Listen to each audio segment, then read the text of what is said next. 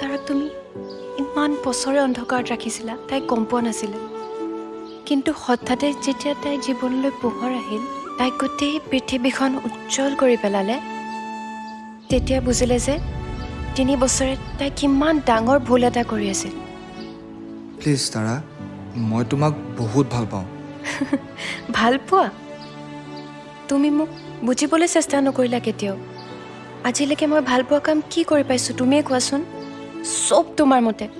তোমাৰ মতে খাব লাগে, শুব লাগে, চব তোমাৰ মতে। It's over Rohit, goodbye. Tara, please.